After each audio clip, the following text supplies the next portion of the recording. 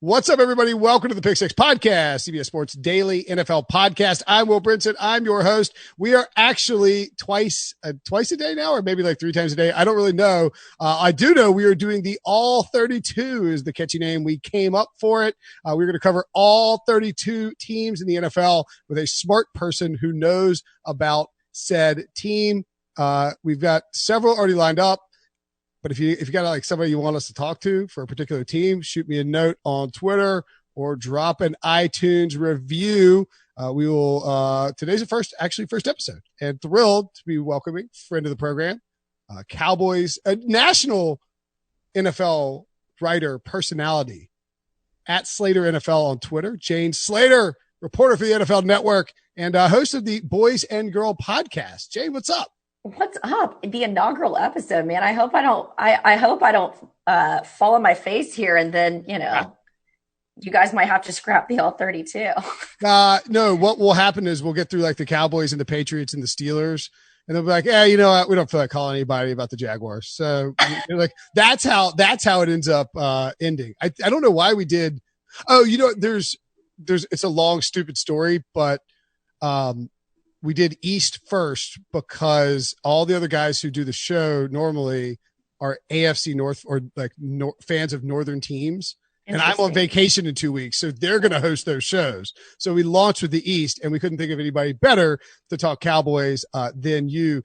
Like you've been on fire. I mean, obviously you're great at your job, but like I feel like you've had like scoops on scoops lately. Is that right?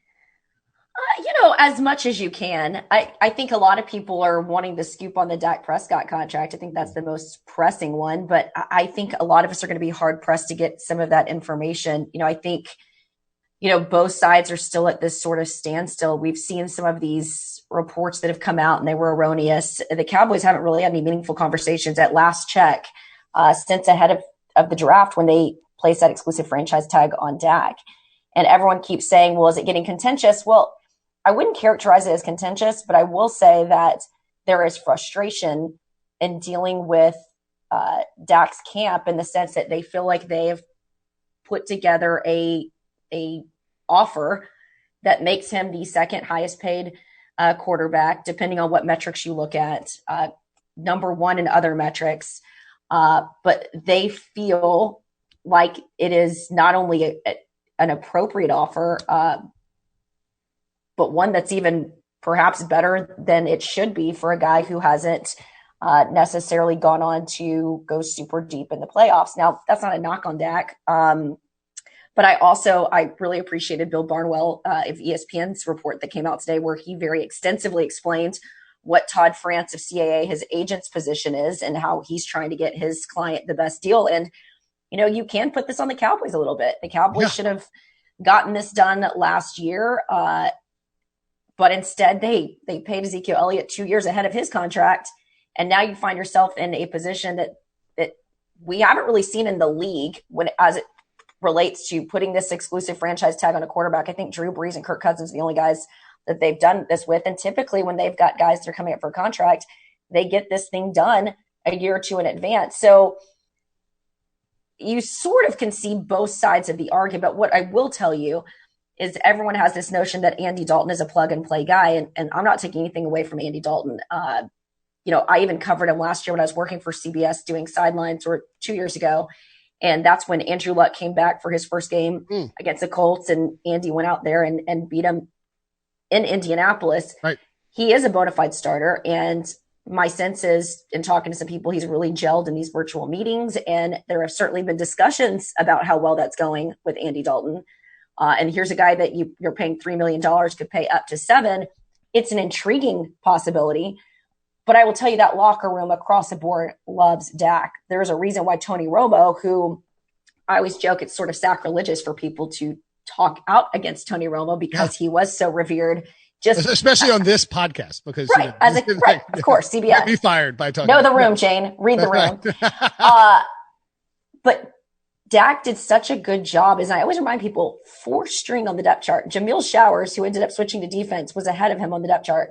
He did such a good job stepping into that role. I'll never forget the game where he beat Green Bay on the road, which I think is when Mike McCarthy really decided, like, wow, this guy's got something. And just how awkward that conversation was, not only with Jason Garrett, but Jerry Jones after, saying, so when's Tony getting back? And is Tony getting his job back? And there was a lot of hemming and hawing. And then, of course, ultimately, Tony Romo goes into that press room and sort of catches a lot of people off guard and says he's deferring the job to Dak. And I was told by multiple people it wasn't his job to defer to. So there was a little bit like, where did that come from?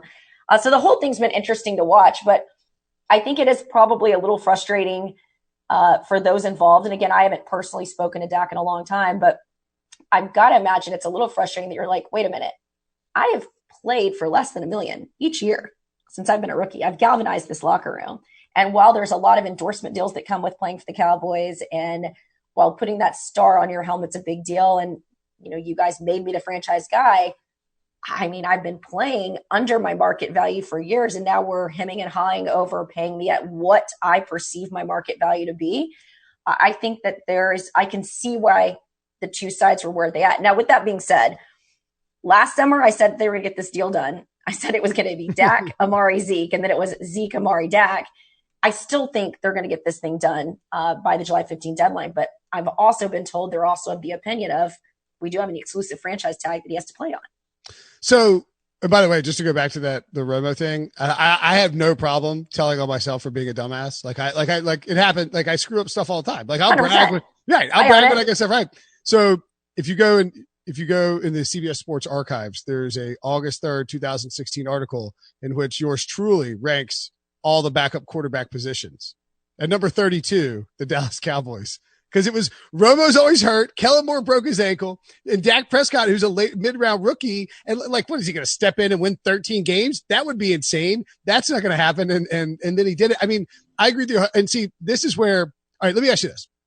Because I sat and did an interview with Dak at the Super Bowl, very briefly, but like a one-on-one thing. And like while we were waiting for it to start, because they were setting up video, I was like, dude, you should really just play out the franchise tag. Like, you really shouldn't sign anything the Cowboys offer you. Cause like, whatever, that's the way to make the most money. He's like, what? Why are you telling me? Don't say that to me. Like, this is my money, bro. Like, why are you messing with my money?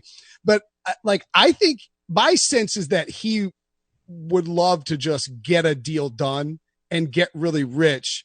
But at this point, the Cowboys have delayed it such that he probably does feel a little bit of personal.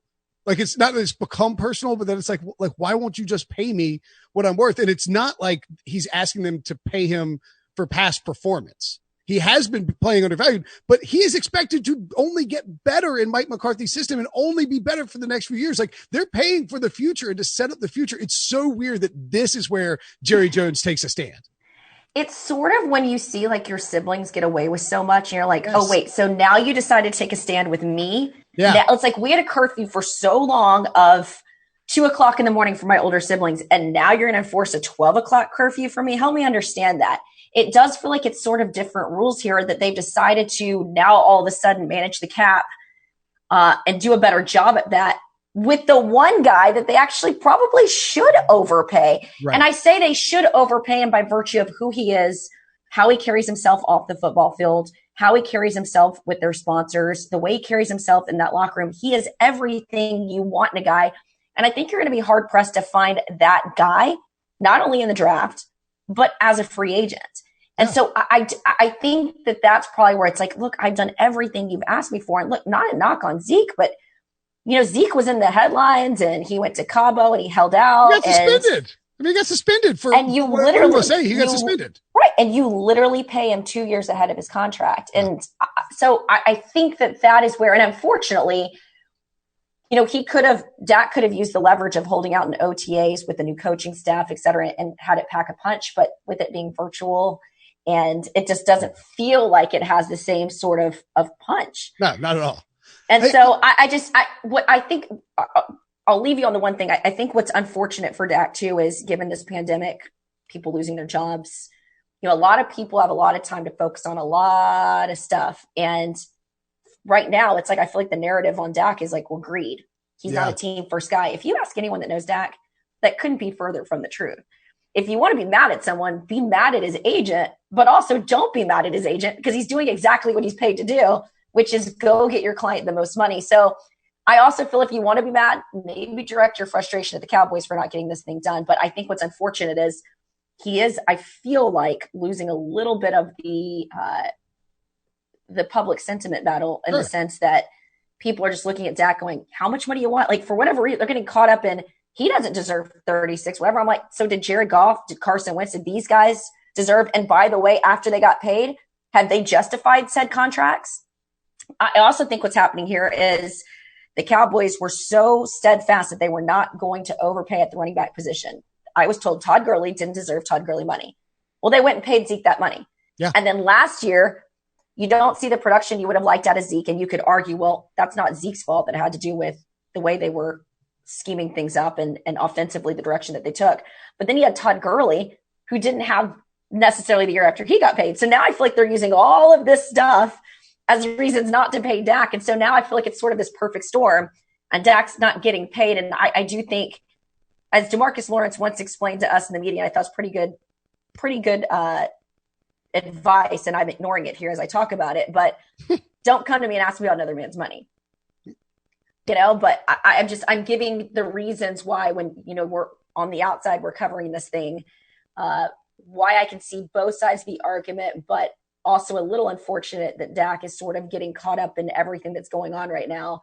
That's making him look like the bad guy, because I can tell you he's actually one of the good guys. He really is. He's an awesome dude. It's really hard. It's really, really hard to demand $40 million instead of $35 million in a national pandemic when there are 44 million unemployed people in the country. Like, that's, and I mean this because I assume there'll be Cowboys fans listening. I don't mean this in a pejorative manner, but you live in Texas. You understand that there is a certain demographic there that probably does that. Like, just typically, like, NFL fans, for whatever reason, because we view NFL teams as sort of a collective, or they're like it's like almost like we treat them like they're a utility, like you pay your water bill, you pay your electric bill, like, like pay my NFL team, like they're our NFL team.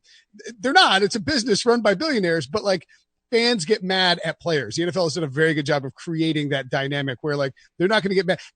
The one more thing I'll ask on Dak, then I'll take a quick break, but this is where ultimately, if I'm Dak, there's no way I'm flinching in this game of chicken, because I firmly believe that Jerry Jones could not conceive a world in which he doesn't have Dak Prescott on his roster strictly for FOMO reasons. Like, what if he drafted Dak in the middle of the rounds after everybody told him that, Jimmy Johnson was the reason your team was successful, and now all of a sudden he finds this quarterback and for free after accidentally missing on Paxton Lynch and Connor Cook, and then he's just going to let Dak. Well, I don't believe it. Like, Jerry has too much FOMO. Agree or disagree?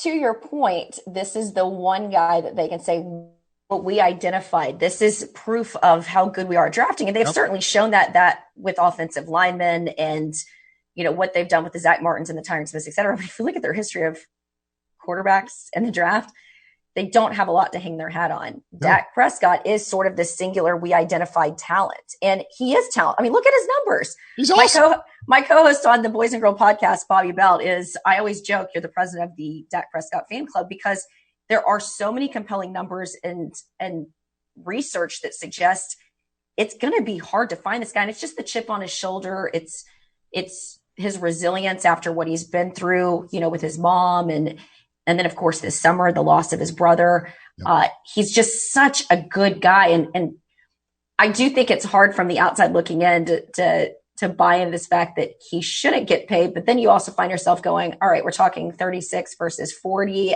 I mean, he wants a 4-year deal versus, a 6, which I can understand. Like, you also look at the Cowboys and go, just give him the 4-year deal. Yeah. So but again, I'm not the one. I'm terrible with math. In fact, it was not until recent years that I got good at actually balancing my checkbook, thanks to online banking. So I'm not the one to ask about the math and the cap system and how it all works. But I do think it is very interesting that they didn't have a problem getting Jalen Smith done. They didn't have a problem, paying Amari Cooper. They didn't have a problem with Ezekiel Elliott. But the one guy you probably should have taken care of above everybody, you didn't seem to get done. The cap, first of all, the cap is a myth, right? Like you could pay whoever you want to pay. Like every time there's a premier free agent and the Saints are cap strapped, they're like, oh, Jarris Byrd, sure, we have $60 million to pay him, even though yesterday people were saying how we don't have any cap space. Like you can figure something out and if it's a quarterback, get out of town. I agree with you completely. I just cannot fathom a world in which Dak doesn't get paid, but the Cowboys are playing a dangerous game of chicken. But, the problem is you've got guys like Tom Brady who have taken the hometown discounts. Sure. And Dak kind of joked about this a couple years ago. He's like, I'm not married to a supermodel.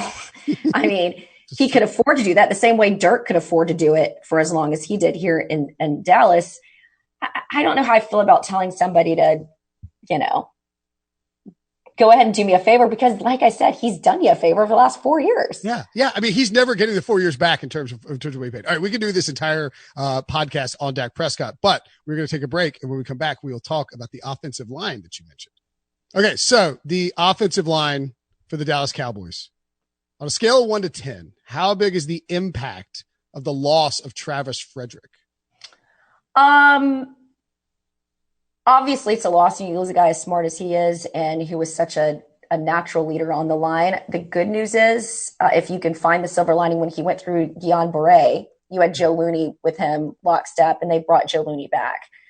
So I definitely think Joe Looney's a guy that you've got there. And then you've got a couple of other options on the line. I think Connor McGovern's another one. And then there's actually 2 Connor McGoverns in the NFL, which is very frustrating. We need somebody to short. It's Connor McGovern. You're right. I want to say Connor Williams even, but I don't know how I feel about Connor Williams playing center. Well, there's a running gag on this podcast, actually, that John Breach is convinced that Joe Looney is going to save the Cowboys season. Connor McGovern for the Jets and Connor McGovern for the Cowboys. We need somebody to grow up and change their name to like Cecil or Chad. Like, can we get a Chad McGovern or there is a Jets Connor McGovern. How about that? I know. It's really annoying. So like you have to I think they're spelled exactly the same. So yeah, what we need is somebody to change their name. Do you think that Joe Looney is ultimately the leader in the clubhouse to win that starting center job? I do, actually. And it's obviously very, very early in the process because we're recording this on June 1st. Yeah, I do think Mark. So it's Connor, and then I don't even know these other guys. Lloyd Cushenberry. Connor Williams is their pick from the 2018. I don't see Connor Williams. No, it's not Connor Williams. Wouldn't be their guy to fill in here. I'm pretty sure it's Connor McGovern and it's Joe, but we didn't see anything from Connor last year. Yeah. Oh, and Tyler, is it Bleades? I can never pronounce his last name. Out of Wisconsin, their 4th round pick. Yeah. It confuses me every time I look at it because it looks like an I on his last name. It is an I. Yeah, it is. I don't know how you pronounce it. I suck at pronouncing names. Anyway, all right, veer this to a slightly different direction in terms of this question. So the one thing that concerns me, and I think Mike McCarthy's a very good coach, and there's the way the comeback was painted was maybe a little bit too rosy, but the way he was buried in Green Bay was way too aggressive. Like he won a Super Bowl there, and he was in he suffered like crazy losses in terms of, the Russell Wilson Hail Mary at the end of in overtime in the NFC Championship game, all of that. Beatish, thank you, Debo, with the pronunciation. Debo is the best. I don't know how he deals with me.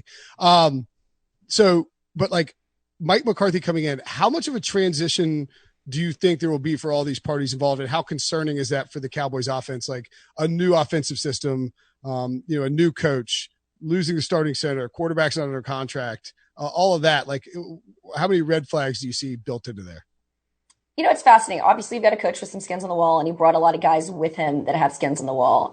Mike Nolan, Jim Tomsula, go down the list. But I am curious to see how, and Mike even addressed this with us when we had a conference call with him. What was it? I think last week, and my days are running together. No, it's fine. But he was asked, do you think that you've sort of lost some ground? I'm paraphrasing, lost some ground here with the virtual chats. I mean, I don't know if he had a huge touch point with that many players before the pandemic happened. Even he said he was here for about 2 weeks at the beginning of the pandemic, and then he's been with his family in Wisconsin ever since. And so it's been virtual chats. Now, I would argue you can develop some pretty good chemistry on these virtual chats, maybe more so than in person, because when someone's not being it's not a captive audience, right? Like I can see you.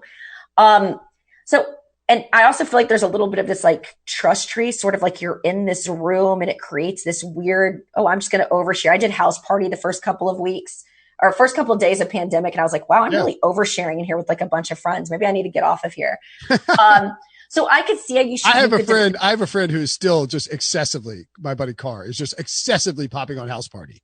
I was on, and then I got off when I heard about the hacking, and I know they came out and said that there wasn't the hacking, but I did have some suspicious jump-ins to my Wells Fargo account and my Instagram and my Facebook. What? So who knows? Seriously? Who knows? Yeah, they was like trying to log in and whatnot. So who knows? Delete House Party. Who knows? I deleted it ever since. But my point is, I am going to be curious to see, you've got teams like the Saints who didn't do the virtual OTAs because they have the system. It's been in place for, 14 years. It's essentially the same terminology for the most part, a lot of the same guys here in this recent window. In Dallas, Mike said he didn't want to get into like the overreaching philosophies of things. He was trying to keep it as simple as possible. The terminology, trying to not dumb it down, but sort of bite size. Sure. Because to their point, these are voluntary OTAs and typically get to training camp. You sort of revisit a lot of this stuff and you implement it. But I just think that sort of team chemistry, getting to know your position coach, being in those rooms, getting the rookies in with the veterans, you can't really replace that. And so I am going to be curious to see how all that works. Now, I do think the other thing that we haven't talked enough about is the loss of Randall Cobb, the loss of Jason Witten, the loss of, Travis Frederick. Just having some of those veterans in the locker room, I think, was a big deal. Randall Cobb was probably one of the easiest free agents that I've seen come into a locker room, not only endear himself to the locker room, but he was such a natural leader. So I hated to see them let him go. But of course, when you look at that wide receiver group now with Amari Cooper, Michael Gallup, and CeeDee Lamb, it's kind of hard to also pay Randall Cobb, especially with the Texans paid him. So I got that, but I don't think we're talking enough about that. Now, I think Blake Jarwin was the guy they should have stuck with at tight end. It was my understanding just that Jason Witten being on the field as much as he was, that was a Jason Garrett thing. And even when we found out at the combine that Jason Witten was coming back, I was told that the coaching staff was sort of split on this because they had seen so much development from Blake Jarwin. I take you back to that Giants game on the road when he had the 4-touchdown game, that they really thought he was coming along. Of course, they went and signed him to a deal this offseason. So he's your guy now, but you do have a lot of great pieces there. And then we'll see if the Gerald McCoys, the Aldon Smiths, the Don Terry Poes, I always forget about HaHa Clinton Dix. We don't talk about him enough that they've added him to this roster, how some of these free agents are going to assimilate into this locker room. But I think they've done a pretty good job with free agency this offseason, more impressive free agents than I feel like they've done in the past. Well, that leadership thing is very interesting. That's something I think to put a pin in and think about as we get a little closer to the season, because we can make fun of I'm not making fun of Jason Witten. We can joke about Jason Witten and his hairpiece and 5-yard catches, 5 outs, whatever it is. But the dude is one of the most respected Cowboys of all time, and people listen to what he would say in the locker room. And he was a very close connection to the head coach there as well, as you point out, Randall Cobb. And so now the onus is sort of on Amari and Dak and Zeke, and you can talk about the different leadership styles they're in. And we've seen Dak step up. It's funny. Dak, I think, just being the same age as a lot of the guys in the locker room, I think he didn't really know where his place was. But I think it was his spirit on the sidelines. It's his positivity. It was the optimism. He would find ways to win, where in the past we saw this team find ways to lose. And I think that was what was addicting and infectious for a lot of his teammates. You've still got a guy like Sean Lee. I think Sean Lee didn't know what his voice was as he was injured again, and Leighton Vander Esch had to step up. Well, then Leighton Vander Esch gets injured, and then you're seeing Sean Lee back in the lineup. And we saw Sean Lee really firing this team up. This is a guy that off seasons in Santa Barbara and would fly back to Dallas just to fly to Oxnard with the team. That to me is pretty good, true leadership. That's who he wants to be a part of the team. It actually sort of reminds me a little bit, and we'll see how it plays out. But when Dave Gettleman took over in Carolina with the Panthers, and they decided to get rid of Steve Smith, and and Steve, that was a whole fiery thing. So I'm not saying that's the same, but they wanted to make it Cam Newton and Luke Kuechly's team. And so there is and look, Dak's a great guy. He's a smart player. He's a fantastic leader. Like, it could totally work, but that is some transition that you sort of have to deal with. And doing it in an off season like this, where we're all hanging out on Zoom and house party and not in the locker room, does make it more difficult. So you sort of wonder if there might be some starts and stops early on in the season. And I think for some of the guys in this locker room, I've noticed it's like, even like when they put out the media credential, it's like, whose team is this? You know, like we saw Jalen Smith on the media credential the year before. We've seen Zeke. I did see Zeke step up, and we've talked about this.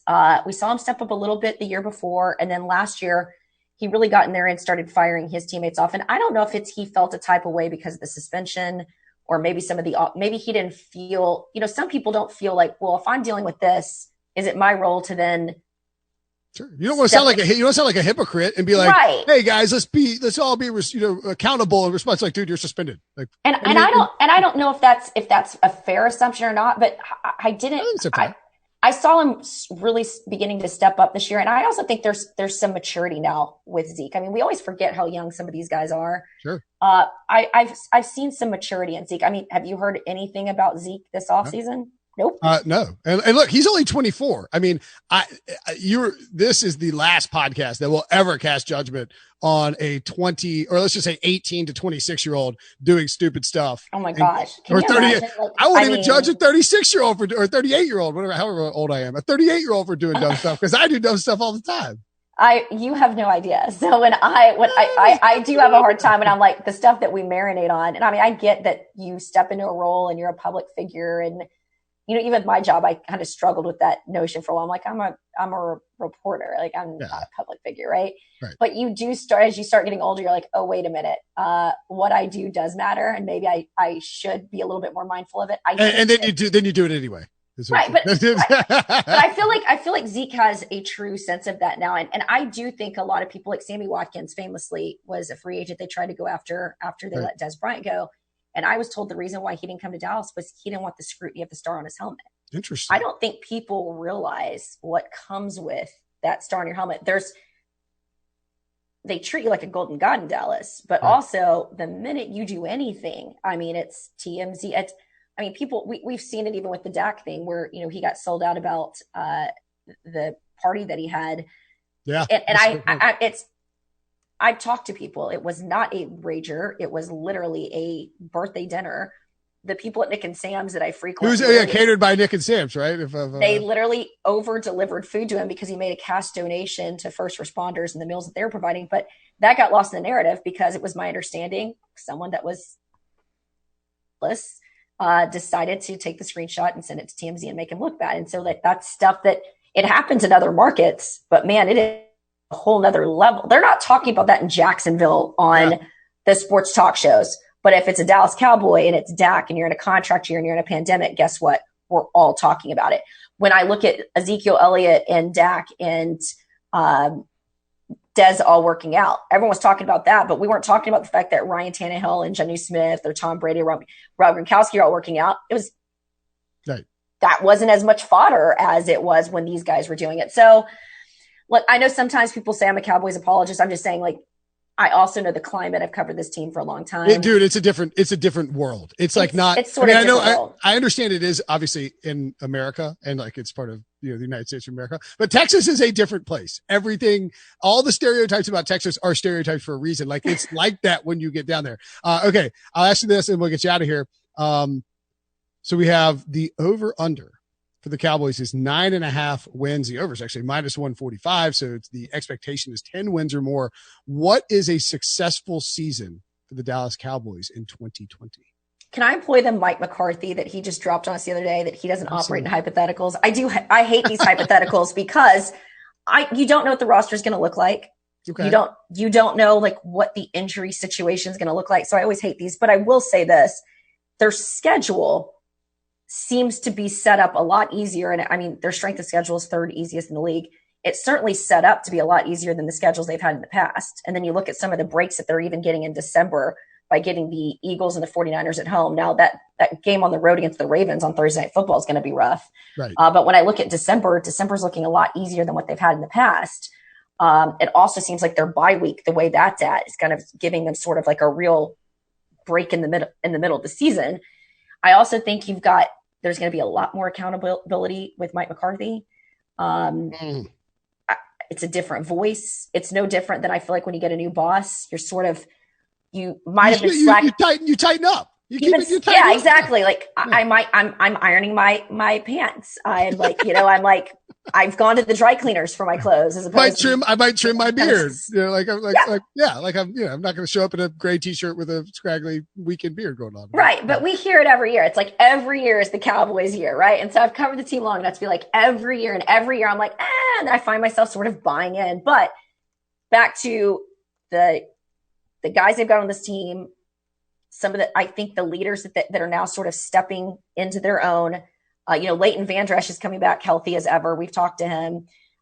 They've identified some needs on defense. The fact they've gotten Aldon Smith back and the reports on him are so good. And you've got a guy like Joe McCoy who's as in shape as he is, and you've got Dontari Poe, Clinton Dix. Like, go down the list. So I'm looking at defense, I'm looking at offense, and then I'm looking at the schedule, and now I'm also looking at a coaching staff that has skins on the wall. I'm going, this offseason, maybe Cowboys fans, you're onto something.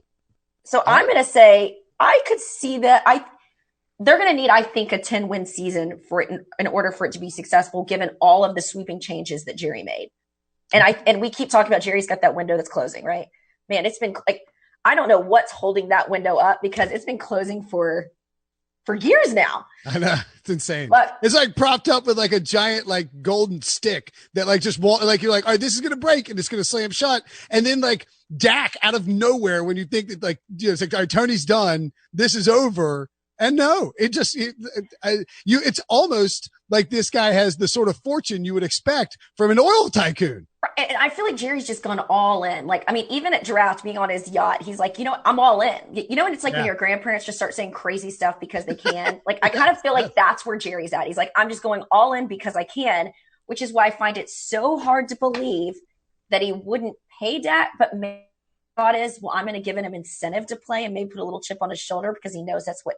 Maybe it's a carrot on the stick. I don't know if that's the right play here, but I'm trying to understand Jerry's psychology and all this.